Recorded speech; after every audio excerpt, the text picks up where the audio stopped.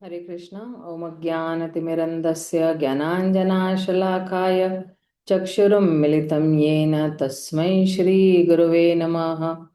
श्रीचैतन्यमनोभीष्टं स्थापितं येन भूतले स्वयं रूप कदा मह्यं ददाति स्वपदान्तिकं।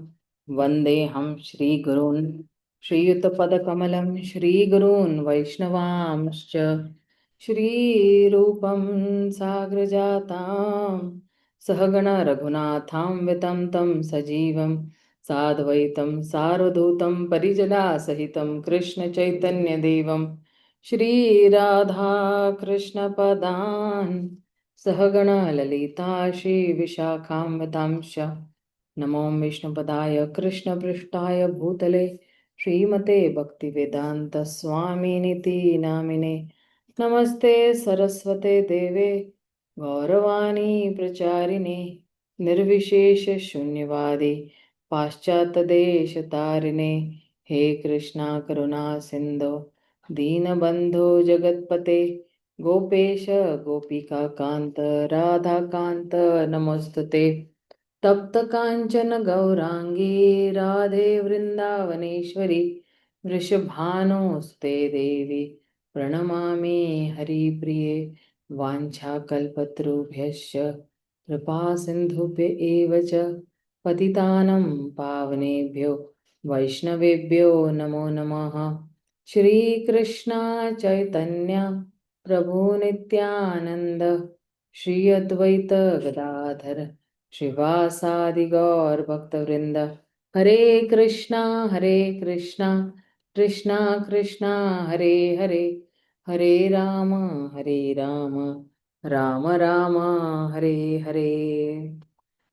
तो कल जो है हम लोग चर्चा कर रहे थे कि किस तरह से जो है मायावादी जो सन्यासी है। पहले तो हम लोग ने ये चर्चा किया था कि भगवान का ये जो योजना है, ये प्लान है कि जितने भी धूर्त लोग हैं, जैसे मायावादी लोग हैं, कर्मनिष्ठी है, या निंदक लोग हैं, या पाषंडी लोग हैं, या अधम पड़ुया लोग हैं, उनका भी उद्धार करना है। और फिर हम लोग आए मायावादी सन्यासियों पे कि किस तरह से जो है मायावादी सन्यासी भी जो है वो भगवान की आलोचना करते थे या उनकी टीका करते थे। तो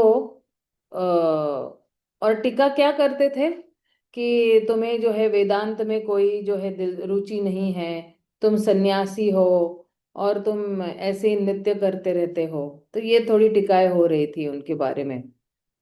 तो फिर आगे यहाँ पे क्या कह रहे हैं कृष्णराज कविराज गोस्वामी। मूर्ख सन्यासी निज धर्म नाही जने भावुक हइया फेरे भावुके रसने। ये चैतन्य महाप्रभु तो अनपढ़ सन्यासी है, ये कौन कह रहे हैं? ये मायावादी सन्यासी कह रहे हैं। अतएव वह अपने वास्तविक कर्म को नहीं जानता, वह मात्र भावों में बहकर अन्य भावुकों के साथ इधर उधर घूमते रहता है। ये टीका कर रहे हैं। मूर्ख मायावादी यह नहीं जानते कि कृष्ण भावनामृत आंदोलन दिव्य विज्ञान के ठोस दर्शन पर आधारित है।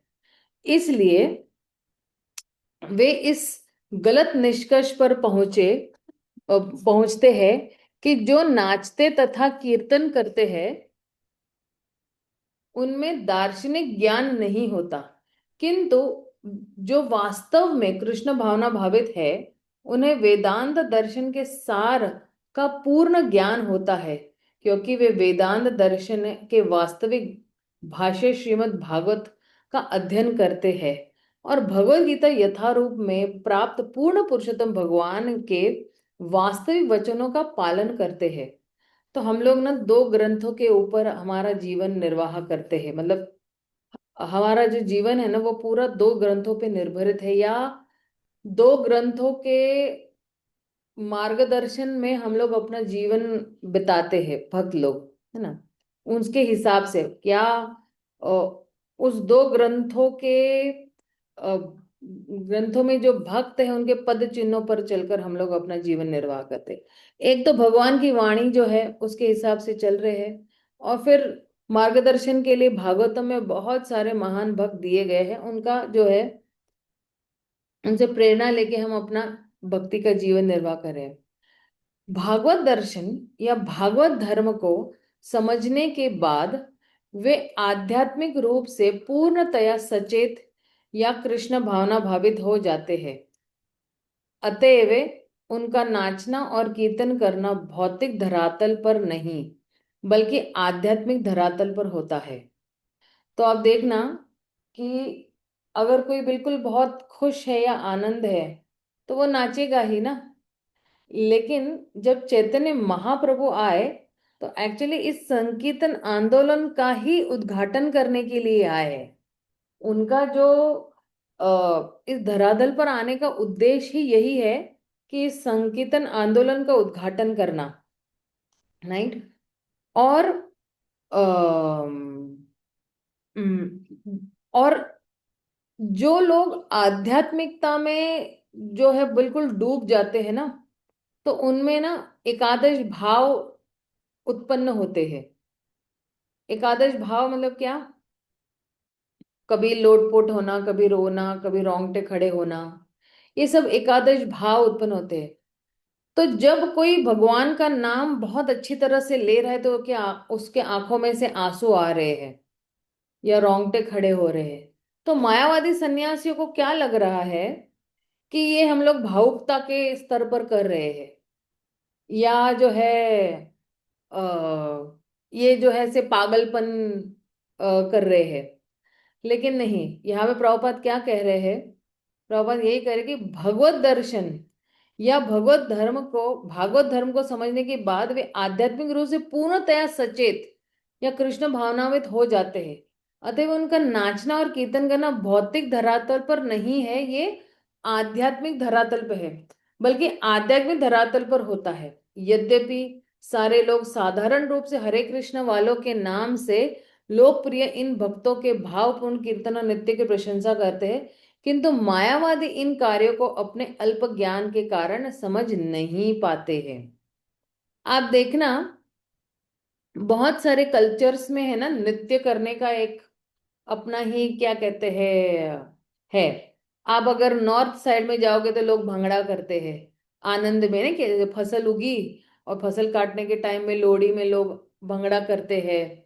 या अगर आप राजस्थान में जाओगे या गुजरात साइड जाओगे तो लोग वहां पे गरबा करते हैं या डांडिया करते हैं। महाराष्ट्र साइड में आओगे तो लोग जो है आनंद में जब भी होते हैं तो लावणी करते हैं, या क्या कहते हैं लेझिम एक है उनका जो है वो करते हैं। या डाउन साउथ में अगर हम जाएंगे तो लोग भरतनाट्यम कुचिपुड़ी क्या कुछ नहीं करते। तो नृत्य जो है एक प्रकार का भगवान के प्रति हमारा आभार प्रकट करने का एक जरिया बन जाता है कि हम जो है परम भगवान पुरुषोत्तम को किस तरह से प्रसन्न करें। क्या हम ऐसा करें कि जो वो प्रसन्न हो जाए? जैसे एक छोटा बालक होता है, माता पिता के सामने कैसे ही टेढ़ा मेढ़ा नाचेगा, फिर भी माता पिता बड़े खुश हो जाते हैं, राइट। तो ये हमारी संस्कृति में ऑलरेडी है नृत्य करना। लेकिन मायावादी सन्यासी जो है उनको लगता है कि ये बहुत ही भावुकता के स्तर पर कर रहे हैं, ये है। और क्योंकि वो लोग बेचारे अल्प ज्ञान में है तो इसलिए वो समझ नहीं पा रहे हैं। तो आप देखना कि जब हम आध्यात्मिक स्तर पर कोई भी नृत्य करते हैं तो वो सीधा भगवान को प्रसन्न करने के लिए, क्योंकि हम नृत्य करते वक्त हम सारी इंद्रियां जो है भगवान की सेवा में लगा रहे हैं। हमारे हाथ है, पैर है, कान है, नाक है, आंख है, मस्तिष्क है, बार बार भक्तों को दंडवत कर रहे हैं, उनके चरणों की धूल ले रहे हैं। ये सब नृत्य के समय हो रहा है, ये पूरा पैकेज है नृत्य के समय, राइट। तो इसलिए जो है, जो व्यक्ति जो है नृत्य करता है भगवान के सामने तो भगवान को बहुत आसानी से प्रसन्न कर सकता है। फिर आगे क्या कह रहे हैं? ए सब सुनिया प्रभु हासे मने मने, उपेक्षा करिया करो न कैले संभाषणे। ये सारी निंदा सुनकर श्री चैतन्य महाप्रभु मन में हंसने लगे। इन सारे दोषारोपण को अस्वीकार करते उन्होंने मायावादियों से बात नहीं की। उन्होंने अभी बात नहीं की है। कृष्ण भावना भावित भक्त के रूप में हम मायावादी दार्शनिकों से बात करके अपना मूल्यवान समय व्यर्थ नष्ट नहीं करना नहीं चाहते, किंतु जब भी ऐसा अवसर आता है हम बड़े ही उत्साह और सफलता के साथ उन्हें अपना दर्शन बतलाकर शांत करते हैं। तो जो है अ, यहाँ पे प्रभुपाद यही कह रहे हैं एक्चुअली कि पहले तो जो है वो नजरअंदाज कर देते हैं हंसकर, लेकिन फिर बाद में क्या करते हैं, उपेक्षा करिया कैला मथुरा गमन, मथुरा देखिया पुनः कैला आगमन। इस प्रकार वाराणसी मायावादियों की निंदा की उपेक्षा करते हुए श्री चैतन्य महाप्रभु मथुरा की ओर आगे बढ़े, और मथुरा जाने के बाद वे पुनः स्थिति का सामना करने के लिए लौट आए, वापस आ गए, है ना, वापस वो वाराणसी लौट आए। तो क्या कह रहे हैं, भगवान चैतन्य महाप्रभु जब पहली बार वाराणसी आए तो उन्होंने मायावादी दार्शनिकों से बात नहीं की, किंतु उन सबको वेदांत के वास्तविक प्रयोजन के प्रति आश्वस्त करने के उद्देश्य से वे मथुरा से फिर वाराणसी लौट आए। तो एक्चुअली जो है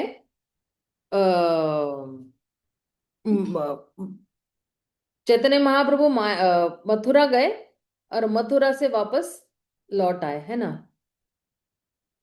फिर काशी ते लेखक शूद्र श्री चंद्रशेखर, तार घरे रहिला प्रभु स्वतंत्र ईश्वर। इस बार श्री चैतन्य महाप्रभु चंद्रशेखर नामक शूद्र या कायस्थ के घर पर रुके, क्योंकि पूर्ण पुरुषोत्तम भगवान के रूप में वे पूर्णतया स्वतंत्र है। भगवान किसी से किसी के भी पास रह सकते हैं ना, चाहे वो शूद्र हो, ब्राह्मण हो, चांडाल हो, किसी के घर में रह सकते हैं। तो क्या कह रहे हैं, इस बार श्री चैतन्य महाप्रभु चंद्रशेखर नामक एक कर्मचारी के घर रुके। यद्यपि सन्यासी से यह आशा नहीं की जाती कि वह किसी शूद्र के घर पर निवास करेगा। 500 वर्ष पूर्व विशेषतया बंगाल में यह प्रथा थी कि ब्राह्मण कुल में जन्म लेने वाला व्यक्ति ही ब्राह्मण माना जाता है, और शेष सारे लोग जो अन्य कुलों में, यहाँ तक कि क्षत्रिय तथा वैश्य जैसी उच्च जातियों में भी जन्म लेते थे, वे शूद्र ब्राह्मण कहलाते थे, अब्राह्मण कहलाते थे, सॉरी। इसलिए यद्यपि चंद्रशेखर उत्तरी भारत के एक कायस्थ परिवार का एक क्लर्क था, किंतु वह शूद्र माना जाता था। इस प्रकार सुवर्ण वणिक जाति के वैश्य बंगाल में शूद्र माने जाते हैं। ये जो सुवर्ण वर्णिक माणिक जो रहते हैं ना, वणिक जाति के वैश्य जो रहते हैं, तो उनको एक्चुअली वो लोग शूद्र मानते हैं। यहाँ तक कि वैद्य जो सामान्यतः चिकित्सक होते हैं वे भी शूद्र माने जाते हैं, किंतु चैतन्य महाप्रभु को यह बनावटी सिद्धांत मान्य न था, जिसे कुछ स्वार्थी लोगों ने समाज में चालू कर दिया था। बाद में कायस्थ वैद्य और वणिक सभी लोग तथाकथित ब्राह्मणों के विरोध के बावजूद भी जनेऊ धारण करने लगे। चैतन्य महाप्रभु के समय से पहले बंगाल का राजा बल्लाल सेन निजी ईर्ष्या के कारण सुवर्ण वणिक जाति की भर्त्सना करता था। यह जाति बंगाल की अत्यंत धनवान जाति है, क्योंकि ये साहूकार है और सोने चांदी का व्यापार करते हैं। इसलिए बल्लाल सेन सुवर्ण वणिक साहूकारों से धन उधार लेता था, किंतु जब वह दिवालिया हो गया तो सुवर्ण वणिक साहूकारों ने उसे धन देना बंद कर दिया। फलतः वह नाराज हो गया और उसने समूचे सुवर्ण वणिक समाज की शूद्र जाति कहकर भर्त्सना की। उसने ब्राह्मणों को भी प्रेरित किया कि वे सुवर्ण को वेद वेदानुयायी न माने, किंतु कुछ ब्राह्मणों ने उसका कहना माना और कुछ ब्राह्मणों ने नहीं माना। ब्राह्मणों में भी मतभेद हो गया। अतएव जिन लोगों ने सुवर्ण वणिक जाति का समर्थन किया उन्हें भी ब्राह्मण जाति से निकाल दिया गया। आज भी वह पक्षपात चल रहा है। आज भी बंगाल में ऐसे बहुत से वैष्णव परिवार है जो जन्मजात ब्राह्मण नहीं है, किंतु वैष्णव तंत्रों के अनुसार शिष्यों को दीक्षा देने और यज्ञोपवीत प्रदान करने का कार्य आचार्य की भांति करते हैं। उदाहरण ठाकुर रघुनंदन आचार्य, ठाकुर कृष्णदास, नवनी होड़ा तथा रसिकानंद श्यामानंद प्रभु के शिष्य के परिवारों में यज्ञोपवीत संस्कार होता है, जैसे कि कट्टर जाति गोस्वामी में होता है। और यह प्रथा विगत 300 या 400 वर्ष से चली आ रही है। वे ब्राह्मण परिवारों में उत्पन्न लोगों को अपना शिष्य बनाते हैं और प्रामाणिक गुरु है, और विग्रह के साथ शालिग्राम शिला की पूजा करते हैं। अभी तक यह शालिग्राम शिला की पूजा हमारे कृष्ण भावन आंदोलन में शुरू नहीं की गई है, किंतु शीघ्र ही यह हमारे मंदिरों में अर्चना मार्ग के भिन्न अंगों के रूप में शुरू की जाएगी। तो अब देखना, शालिग्राम शिला की जो प्रथा है एक्चुअली चैतन्य महाप्रभु के टाइम से चली आ रही है। अब आप देखना ना, अद्वैत आचार्य ने शालिग्राम शिला की पूजा करके ही तो चैतन्य महाप्रभु को आह्वान किया, राइट।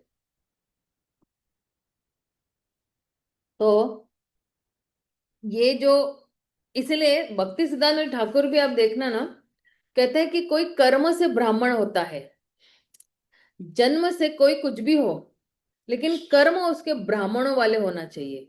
वरना है क्या, ब्राह्मण कुल में जन्मे हैं आज लोग, लेकिन सिगरेट दारू मांस मच्छी खा रहे हैं, वेद पाठ पठन का तो बहुत दूर दूर का कोई संबंध नहीं है। ब्राह्मणों के दो ही कार्य है, वेद पाठ पठन करना और करवाना, वो ज्ञान जो है। और इसलिए ब्राह्मणों को हमारे समाज का सर कहा गया है। सर यानी जैसे एक शरीर का एक पूरा हिस्सा होता है ना, तो सर सबसे महत्वपूर्ण होता है। अगर शरीर पर सर ही नहीं होगा, बिना सर का कोई शरीर हो सकता है क्या? तो इतना महत्व दिया हुआ है। फिर आगे क्या कह रहे हैं? तपन मिश्रेर घरे भिक्षा निर्वाण, सन्यासीर संगे नाही माने निमंत्रण। सैद्धांतिक तौर पर श्री चैतन्य महाप्रभु तपन मिश्रा के घर पर भोजन करते थे। वे न तो अन्य सन्यासियों से मिलते जुलते थे, न ही उनका निमंत्रण स्वीकार करते थे। श्री चैतन्य महाप्रभु का यह आदर्श आचरण सिद्ध करता है कि वैष्णव सन्यासी न तो मायावादी सन्यासों का निमंत्रण स्वीकार कर सकता है, न उसे घुल मिल सकता है। आप सोचिए, चैतन्य महाप्रभु क्या कह रहे हैं? मायावादी भाषे सुनीले होए सर्वनाश। तो उनके मुख से कुछ भी हम सुनेंगे तो क्या होगा? हमारा सर्वनाश होगा। इसलिए जो है, वैष्णव सन्यासी मायावादी सन्यासियों के साथ कभी भी मेल जोल नहीं लगाते, उनका निमंत्रण स्वीकार ही नहीं करते हैं। सनातन गोस्वामी आसी ताहिया मिलिला, तारा शिक्षा लागी प्रभु दुमास रहिला। जब सनातन गोस्वामी बंगाल से आए तो वे श्री चैतन्य महाप्रभु से तपन मिश्रा के ही घर पर मिले थे, जहां श्री चैतन्य महाप्रभु ने उन्हें भक्ति की शिक्षा देने के लिए लगातार 2 मास तक रहे थे। श्री चैतन्य महाप्रभु ने सनातन गोस्वामी को गुरु शिष्य परंपरा में शिक्षा प्रदान की। सनातन गोस्वामी संस्कृत तथा अन्य भाषाओं के प्रकांड विद्वान थे, किंतु जब तक उन्होंने श्री चैतन्य महाप्रभु से उपदेश प्राप्त नहीं किया, तब तक उन्होंने वैष्णव आचरण के विषय में कुछ भी नहीं लिखा। जब कहते ना, प्रामाणिक स्तोत्र से अगर आपने सुना है तो ही आप लिख सकते हो या बोल सकते हो। जब तक प्रामाणिक स्तोत्र आपने सुना ही नहीं है तो आप बोल कैसे सकते हो? तो ये सनातन गोस्वामी बता रहे हैं हमें।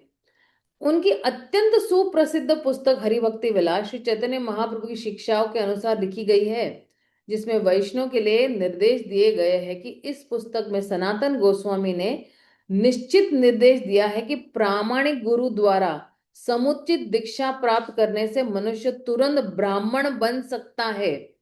इस संदर्भ में वे कहते हैं, यथा कांचनता याति कास्य रस विधानत, तथा दीक्षा विधानेन द्विजत्व जायते नृणाम। जिस प्रकार रासायनिक प्रक्रिया द्वारा पारा मिलने से कासा सोने में बदल जाता है, उसी प्रकार प्रामाणिक गुरु से भली भांति शिक्षा प्राप्त करके तथा दीक्षा लेकर व्यक्ति तुरंत ब्राह्मण बन सकता है। कभी कभी ब्राह्मण कुल में उत्पन्न व्यक्ति इसका विरोध करते हैं, किंतु इस सिद्धांत के विरुद्ध उनके पास कोई प्रबल तर्क ही नहीं है। कृष्ण तथा उनके भक्त की कृपा से मनुष्य के जीवन में परिवर्तन हो सकता है। अब आप देखना, हमारे ही जीवन में, मतलब मैं अपने ही जीवन में देख सकती हूँ, या प्रभुपाद ने कितने सारे जितने भी मलेच्छ है उन लोगों को भी जीवन में जो है पूरी हरियाली भर दी। राइट? कि जैसे गुरु आए तो वो जो अपना उल्टे सुल्टे काम कर रहे थे, या जो कुछ भी ड्रग्स ले रहे थे, नशाबाजी कर रहे थे, तो उनका जीवन कितना सुधार दिया शिला प्रभुपाद ने। राइट? तो क्योंकि हम लोगों ने एक प्रामाणिक गुरु से हम लोग ने दीक्षा ली, वरना पहले क्या कर रहे थे? दीक्षा लेने से पहले खा रहे थे, पी रहे थे, सो रहे थे और बचाव कर रहे थे अपना। राइट? वो तो जानवर भी करता है। तो हमारे में और जानवर में फर्क ही क्या था पहले? तो भक्ति में आने से पहले मैं तो अपने आप को यही कहती थी कि मैं जानवर थी पहले। वो गुरु महाराज आए और एक्चुअली उन्होंने हमें इंसान कैसे बनना है, भगवान का भक्त कैसे बनना है, ये एक्चुअली शिक्षा दी हम लोगों को। तो और आप देखना ना कि मैं हमेशा यही कहती हूँ कि जब श्री गुरु हमारे जीवन में आते हैं ना, तो एक्चुअली एक बाढ़ लेके आते हैं। लेकिन वो बाढ़ में कौन बहता है कौन नहीं बहता है, ये उस व्यक्ति पे एक्चुअली बहुत निर्भर करता है कि वो पूरी प्रेम की बाढ़ लेके आते, क्योंकि उनके पास जो प्रेम है भगवान के लिए वो छलकते रहता है। और वो इतना प्रचुर मात्रा में छलकते रहता है विश्व में कि जो जो उसको पकड़ेगा वो उसको बाढ़ में बहेगा। नहीं? तो कहते हैं यहाँ पे श्रीमद् भागवतम में जहाति बंधन तथा शुद्ध्याति जैसे शब्द से इसकी पुष्टि होती है। जहाति बंधनम बतलाता है कि जीव विशेष प्रकार के शरीर के कारण बद्ध होता है। शरीर निश्चय ही एक बाधा है, किंतु शुद्ध भक्त की संगति करके तथा उसके उपदेशों पर चलकर इस अवरोध से बचा जा सकता है। मनुष्य भक्त के कड़े मार्गदर्शन में दीक्षित होकर नियमित ब्राह्मण बन सकता है। तो ब्राह्मणों के गुण हैं, भगवान ने ब्राह्मणों के गुण है ना, भगवत गीता के 18 अध्याय के 42वें श्लोक में कहे, सम दम चप शौचम, ये सारे ना, तप, ये सारे ब्राह्मणों के गुण हैं। और अगर कोई ये गुण अपने आप में अर्जित कर रहा है, यानी अपना रहा है और उस पर चल रहा है, तो वो ब्राह्मण कहलाएगा। श्री जीव गोस्वामी बतलाते हैं कि किस तरह शुद्ध भक्त की संगति से एक अब्राह्मण में बदल सकता है, अब्राह्मण ब्राह्मण में बदल सकता है। प्रभु विष्णुवे नमः। भगवान विष्णु इतने शक्तिमान है कि वे जो चाहे कर सकते हैं। अतएव भगवान के शुद्ध भक्त के मार्गदर्शन में रहने वाले भक्त के शरीर को बदलना विष्णु के लिए कोई कठिन कार्य नहीं है। देखिए, अभी क्यों जो है, जब हम भगवान के भक्त के मार्गदर्शन में रहते हैं तो भगवान स्वयं हमारा शरीर बदलते हैं, और भगवान स्वयं हमारा शरीर जो है वो बिल्कुल कांच की तरह पवित्र बना देते हैं, है ना? या हीरे की तरह बिल्कुल साफ सुथरा बना देते हैं। जैसे हीरा कैसे चमकता है, तो इसलिए कहते हैं प्रभु विष्णवे नमः। भगवान की शक्तियां अनंत है, अचिंत्य है, और हम समझ नहीं सकते हैं कि कब कोई बिल्कुल, बोलते ना, बिल्कुल बहुत गिरा हुआ व्यक्ति भी, उसने कितने भी पाप क्यों ना किए हो, लेकिन अगर वो भगवान को शरणागत होने की कोशिश कर रहा है गुरु के मार्गदर्शन में, भगवान उसके करोड़ों करोड़ों जन्मों के जितने भी पाप है वो तुरंत क्षमा करने के लिए तैयार है। इसलिए तो उनको करुणा सिंधु कहा गया है, गुरु को भी करुणा सिंधु कहा गया है। और जो करुणा कृष्ण में है वही करुणा जो है, करुणा का सागर जो है वो गुरु लेकर आ रहे हैं। और इसलिए जो है भगवान के लिए कोई बड़ी बात नहीं है अगर किसी के मन में बहुत दुष्ट से दुष्ट भी विचार है, लेकिन वो भगवान को शरणागत होता है तो भगवान उसके विचारों को भी बदल सकता है। भगवान में इतनी शक्ति है कि वो उनके कर्मों को भी बदल सकता है। कर्मों के हिसाब से उस व्यक्ति को मर जाना चाहिए था, लेकिन भगवान के पास ऐसी शक्ति है कि वो उस व्यक्ति के कर्म बदलकर उसको और जीवन दान भी दे सकते हैं। और ये केवल जो है गुरु के माध्यम से ही हो सकता है। अभी हमारे यहाँ पे ना एक प्रभु जी है, उनका नाम है सर्वलक्षण प्रभु। और और हम पर मुझे जयपता का महाराज का भी उदाहरण अभी तक देख ही रहे हैं। तो ये सर्वलक्षण प्रभु जो है वो हॉस्पिटलाइज्ड थे, उनको कुछ बहुत भयंकर कुछ हुआ था। और डॉक्टरों ने बोला कि अभी इनके पास सिर्फ 7-8 घंटे ही है। और गुरु महाराज ने फोन किया, मतलब मेरे गुरु महाराज ने फोन किया सर्वलक्षण प्रभु को, और फोन स्पीकर पे लगा के उनको बोला कि आपको जो है अभी जाना नहीं है, मुझे आपकी बहुत जरूरत है। आपको और बहुत जीना है, बहुत किताबें वितरण करना है, बहुत भक्त बनाने हैं।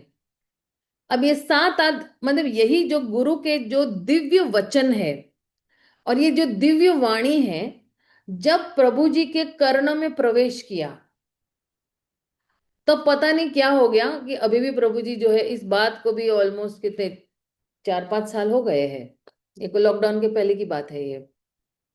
तो प्रभु जी अभी भी है। और बड़ा जबरदस्त प्रभु जी बुक डिस्ट्रीब्यूशन कर रहे हैं, हमारे बीबीटी इंचार्ज है प्रभु जी यहाँ पे। तो वो बता रहे थे कि मेरे मुझे तो मरना चाहिए था, कर्मों के हिसाब से मेरा ये था कि मेरा शरीर मुझे त्याग देना चाहिए था। मैं तो उसी तैयारी में था कि अब शरीर त्यागने का समय आ गया, भगवान का नाम लो। और महाराज का फोन आया और महाराज ने मुझे जीवन दान दे दिया। अब महाराज ने जीवन दान किसके माध्यम से दिया? भगवान के माध्यम से दिया, राइट। तो भगवान के पास जो है ये पूरी शक्ति है कि किसी को भी कोई भी जो है वो उसका कर्म बदल सकता है। इसलिए जो देखिए, हमें एक्चुअली जीवन दान नहीं चाहिए, जितना हमारा है उतना हम अच्छी तरह से जिए। लेकिन जितना भी हम लोग समय गवा रहे हैं, या सॉरी समय बिता रहे हैं इस धरातल पर, तो हमारा यही एक इच्छा होना चाहिए कि मैं हर क्षण जो है वो आपको ही याद करते हुए और हर क्षण आपको समर्पित करते हुए, मेरे जितने भी कार्य है आपको समर्पित करते हुए वो कार्य करूं। मैं अपनी इंद्र तृप्ति के लिए कोई कार्य न करूं, मैं अपनी निजी स्वार्थ के लिए कोई कार्य न करूं।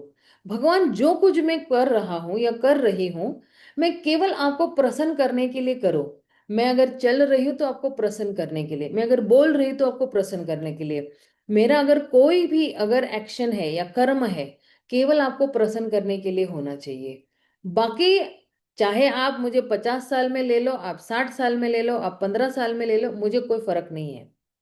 चाहे आप मुझे नर्क में भी डालो, लेकिन मुझे भक्तों का संग दीजिएगा, और उस भक्तों के संग में मैं हमेशा आपका स्मरण करता रहूं। जो एक प्रामाणिक भक्त जो होता है, उसकी यही एक्चुअली इच्छा होती है। इसलिए आप देखना भागवतम में भी जितने जितने भक्तों को भगवान ने वरदान मांगा है, उन्होंने यही एक वरदान में यही मांगा है कि मुझे आपके भक्तों का संग दीजिएगा। आपके भक्तों के संग में रहूंगा तो ही आपके रंग में रहूंगा। तो ये जो है भगवान का विशेष एक्चुअली जो है आशीर्वाद है हम भक्तों के लिए, कि हम भगवान की जो करुणा है उसको एक्चुअली समझ ही नहीं पाएंगे कि क्या भगवान की उदारता है।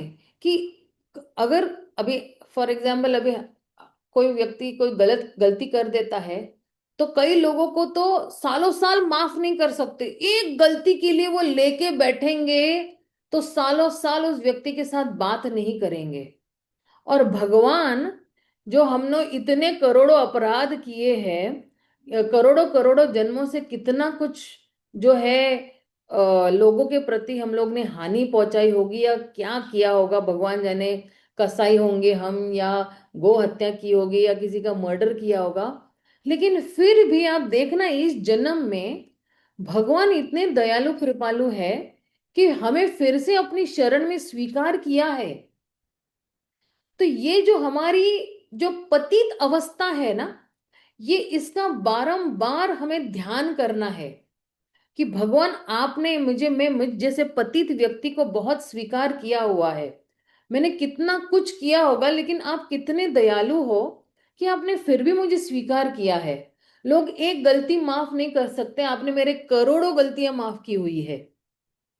तो जब हम ये समझेंगे ये बात को, कि कि भगवान की उदारता क्या है, तब हम दूसरे वैष्णव के प्रति या दूसरे अवैष्णव के प्रति भी दया भावना दिखाएंगे।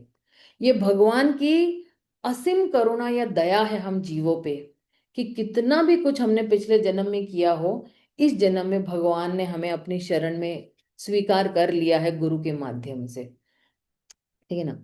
तो आगे क्या कह रहे हैं, सॉरी थोड़ा जरा भटक गए हम, लेकिन ये भी जरूरी था।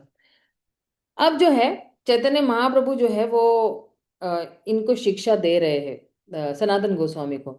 तारे शिखाइला सब वैष्णवेर धर्म, भागवत आदि शास्त्रेर्वत गुढ़ मर्म। श्री चैतन्य महाप्रभु ने गूढ़ निर्देशों को प्रकट करने वाले श्रीमद् भागवत जैसे शास्त्रों के आधार पर सनातन गोस्वामी को भक्त के सभी नियमित कार्यों के विषय में शिक्षा दी।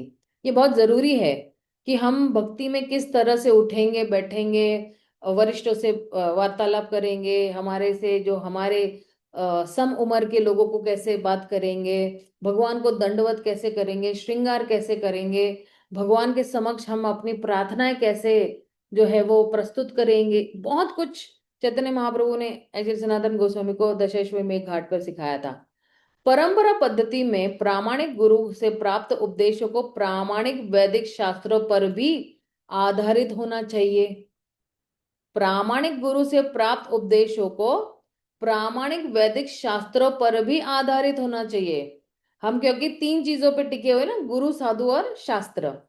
जो व्यक्ति परंपरा में आता है वह मन माना आचरण नहीं कर सकता। चैतन्य महाप्रभु के विषय संप्रदाय वैष्णव संप्रदाय में आने वाले ऐसे अनेक तथाकथित अनुयायी जो शास्त्रों के प्रमाणों का पालन नहीं करते, वे असंप्रदाय माने जाते हैं, जिसका अर्थ है संप्रदाय से विलग होना। देखो संप्रदाय मतलब क्या, कि चार प्रामाणिक संप्रदाय है ना, तो हमारी जो संप्रदाय है वो ब्रह्म माधव गौड़े संप्रदाय, श्री संप्रदाय, कुमार संप्रदाय और रुद्र संप्रदाय है। हाँ, तो ब्रह्म माधव गौड़े संप्रदाय एक प्रामाणिक संप्रदाय है। अगर इस संप्रदाय के दायरे में रहकर अगर हम कार्य करते हैं तो हम संप्रदाय के अंदर है, वरना हम असंप्रदाय माने जाएंगे। राइट। इनमें से कुछ समूह आउल बाउल करता भाजा नेड़ा दरवेश साई सहजिया सकी बेकी स्मार्त जात गोसाई अतिवाड़ी चूड़ाधारी तथा गौरांग नागरी कहलाते हैं। श्री चैतन्य महाप्रभु की परंपरा का दृढ़ता से पालन करने वालों को असंप्रदायों की संगति नहीं करनी चाहिए। ये सारे है ना, ये जितने भी नाम मैंने अभी लिए ना, ये अपना अपना मंत्र जपते रहते हैं, है ना। ये इनके पास अपना ही कुछ है कि मांस मच्छी खाओ और जो है जो कुछ भी नशा करो, जो कुछ भी करना है आप कर सकते हो भगवान का नाम लेते लेते। लेकिन नहीं, जहां दवाई होती है वहां पे परहेज भी होता है। राइट। जहां हमें हरे कृष्ण महामंत्र चैतन्य महाप्रभु ने दिया है, वहां पे परहेज भी दिए हुए हैं। नशा नहीं करना, जुआ नहीं खेलना, पर स्त्री पुरुष संग नहीं करना। लेकिन ये जितने भी अपसंप्रदाय वाले लोग हैं, ये सब सारे नियमों को तोड़ ताड़ कर जो है वो अपना जीवन निर्वाह कर रहे हैं। तो इसलिए जो है चैतन्य महाप्रभु इनको असंप्रदायों में एक्चुअली गिनते हैं। जिसने प्रामाणिक गुरु से शिक्षा प्राप्त की नहीं की, वह वैदिक साहित्य को समझ नहीं सकता। अगर आप परंपरा की लाइन में आते ही नहीं हो तो आप जो है जितने भी वेद पाठ पठन है, आप कितने भी उपनिषद पढ़ लो, कितने भी पुराण पढ़ लो, लेकिन आपको कोई वेद समझ में आएगा नहीं। इस बात पर बल देने के लिए भगवान कृष्ण ने अर्जुन को उपदेश देते समय स्पष्ट कहा था कि तुम मेरे भक्त तथा अंतरंग सखा हो, इसलिए तुम भगवत गीता के रहस्य को समझ सकते हो। भक्तों सी में प्रिय सखा, है ना।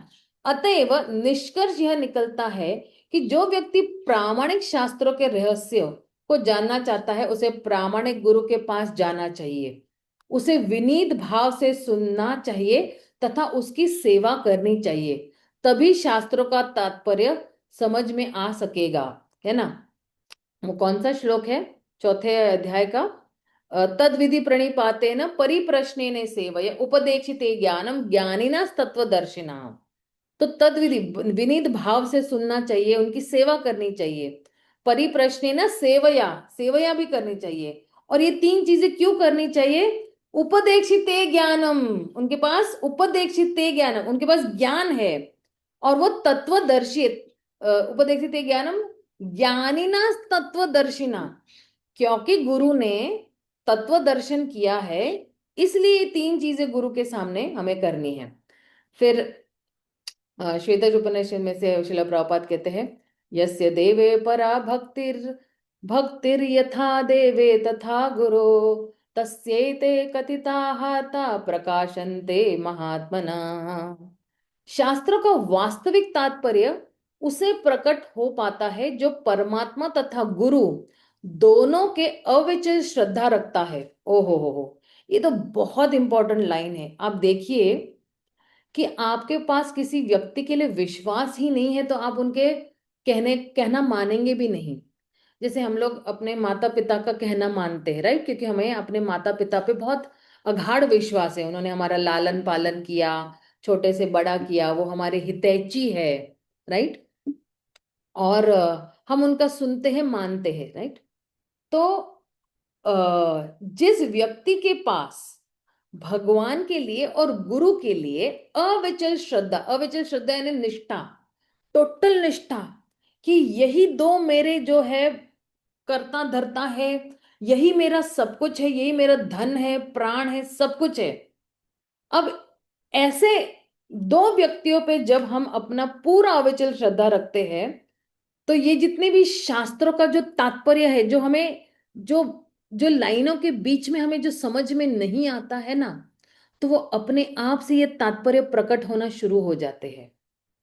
अभी कभी कभी क्या होता है ना कि कुछ लाइन हम पढ़ते हैं लेकिन हमें समझ में नहीं आते हैं, लेकिन अगर हम हमारे गुरु को प्रार्थना करेंगे, भगवान को प्रार्थना करेंगे कि मैं नहीं समझ पा रहा हूँ प्रभुपाद क्या कहना चाहते हैं, हे प्रभुपाद आप ही मुझे समझाइए, क्या आप समझाना चाहते हो, हे कृष्णा प्रभुपाद क्या कहना चाहते हैं, प्रभुपाद का क्या मूड मिशन है इसके अंदर, क्या मुझे बतलाना चाहते कि मुझे जीवन में कैसे उतारना है। अपने आप ही वो जो बीच की लाइनों में जो कुछ भी उसका मर्म होगा वो बिल्कुल प्रकट हो जाएगा।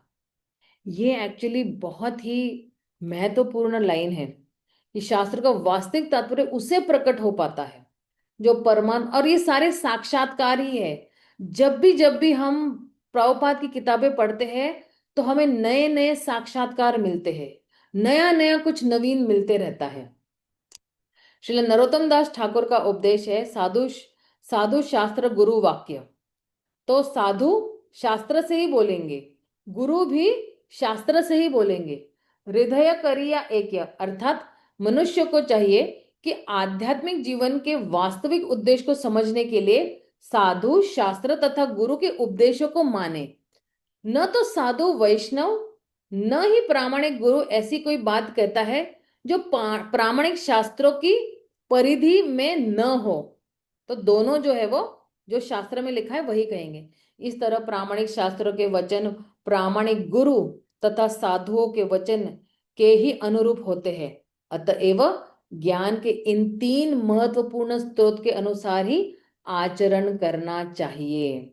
ये बहुत ही महत्वपूर्ण बात बताई हुई है। देखिए हमने नहीं बहुत बार सुना भी है और बहुत बार लेक्चरों में भी सुना हुआ है, लेकिन अगर हम जैसा जैसा हमारे गुरु ने हमें आदेश दिया है जस्ट वैसा ही वैसा करते जाएंगे। जैसे अगर हम बीमार है ना तो हम डॉक्टर जैसा कहते हैं ना, सुबह को ये गोली लेना, शाम को वो गोली लेना, फिर वाफ लेना, फिर जो है पट्टी लगाना, फिर ये करना, फिर खट्टा नहीं खाना, उबला हुआ खाना। तो आप जैसा जैसा डॉक्टर बोलते वैसे वैसे करते जाते हैं ना, तो तुरंत ही 3 दिन में हमारा बुखार सर्दी खांसी सब गायब हो जाता है। क्यों? कि जैसा डॉक्टर ने कहा वैसा ही सेम आपने किया। तो आपको क्या साक्षात हुआ? अरे वाह, डॉक्टर ने जैसा जैसा कहा मैं वैसा वैसे करता गया या करती गई, मैं बिल्कुल ठीक हो गई। उसी तरह से हमारे पास एक भव रोग है। भव रोग क्या है हमारे पास? काम क्रोध मद मोह लोभ मत्सर है। ये 6 भव रोग है। अब जैसा जैसा गुरु महाराज कहते हैं या हमारे गुरु श्री गुरु कहते हैं, अगर हम करते जाते हैं तो अपने आप ये भवरोग ठीक हो जाएगा। ये रोग थोड़ा लंबा है, थोड़ा समय लगेगा, लेकिन हमें थोड़ा धैर्य धरना है। हमारे पास जो जड़ी बूटी दी हुई है, हरे कृष्ण महामंत्र, ये बिल्कुल पावरफुल एंटीबायोटिक दी हुई है हमको, लेकिन इसको रोज लेना है। अगर रोज लेंगे तो ही जो है ये दवाई काम करेगी और ये भव रोग जल्द से जल्द ठीक हो पाएगा। एक दिन लिया, 2 दिन नहीं लिया तो ऐसा नहीं, हमें रोज ये दवाई लेनी पड़ेगी। और रोज जो है इसी दवाई के माध्यम से हम अपने श्री गुरु से और भगवान से कनेक्टेड रहेंगे। अगर जिस व्यक्ति को अपने गुरु से कनेक्टेड रहना है ना, क्योंकि अभी हमारे जो गुरु होते हैं ना, तो कभी कोई विदेश में होते हैं, कभी कोई हर वक्त नहीं होते ना हमारे पास या हमारे आंखों के सामने। लेकिन आज ही एक्चुअली मैं कोट पढ़ रही थी कि प्रभुपाद कह रहे थे कि कोई बहुत अपने गुरु के निकट है, लेकिन वो गुरु के जांग पर एक नहीं, एक बड़ा सा कीड़ा जैसा हो सकता है कि कभी भी डस सकता है। लेकिन जो व्यक्ति गुरु की आदेशों के प्रमाण चलता है और सेवा करता है उनके आदेशों के हिसाब से, भले वो कहीं बहुत दूर बैठा हुआ है शिष्य, गुरु भी बहुत दूर है, लेकिन एक्चुअली उनका एक घनिष्ठ संबंध है। आप प्रभुपाद के देखना कितने सारे शिष्य हैं, प्रभुपाद को आज तक नहीं देखा उन्होंने, प्रभुपाद ने उनको टेलीफोन से, खत से जो है उनको जो है वो दीक्षा दी हुई है। और प्रभुपाद जाने तक भी उन्होंने प्रभुपाद के दर्शन नहीं लिए थे। मतलब ये भी था कि प्रभुपाद का अंतिम दर्शन भी नहीं हुआ था उनको। लेकिन आज भी वो सन्यासी जो है, कितने सारे सन्यासी ऐसे हैं जो अभी भी जो है, वाणी कितनी पावरफुल है, वाणी के माध्यम से जो है प्रभुपाद के साथ बिल्कुल जुड़े हुए हैं, गुरु के साथ बिल्कुल एक है। जब हम कहते हैं ना कि मैं और मेरे पिता एक ही है, ऐसे बोलते हैं ना कभी कभी, अरे जैसे पिता वैसा ही पुत्र, है ना। तो जैसा पिता वैसा पुत्र हम क्यों कहते हैं? क्योंकि दोनों का जो भाव है वो एक ही है। तो गुरु का भाव और कृष्ण का भाव एक ही है कि बद्ध जीवों का उद्धार करना। और शिष्य अगर गुरु के साथ मिल जाते हैं तो फिर बोलते हैं कि पिता और पुत्र का भाव एक ही है। तो पिता गुरु का भाव क्या है? सारे बद्ध जीवों का उद्धार करना, प्रचार करना, किताब वितरण करना, इस आंदोलन को आगे पुश करना, खींचना, आगे ले जाना, यही भाव है। ये भाव जो है वो गुरु का भी है और यही भाव शिष्य का भी होना चाहिए। इसलिए जो है ये जो श्रद्धा जो है ना, ये श्रद्धा धीरे धीरे विकसित होती है गुरु में, जैसे जैसे हम उनके आदेशों का पालन करते हैं। तो जो है मैं अपनी वाणी को यही विराम देती हूँ। हम लोग जो है वो मिलते हैं, क्या कहते हैं, सोमवार को। तो सोमवार से बहुत एक अच्छा टॉपिक शुरू हो रहा है, किस तरह मायावादी सन्यासियों का चैतन्य महाप्रभु ने प्यार से जो है वो अ, उनसे बात किया है और मधुर भाषा में बात किया है उनसे। शिल प्रभुपाद की जय, गौर भक्त वृंद की जय, हरे कृष्णा, हरि बोल। हरे कृष्णा माता जी। धन्यवाद, प्रणाम माता जी। धन्यवाद। धन्यवाद माता जी, कोटि कोटि धन्यवाद। हरे कृष्णा।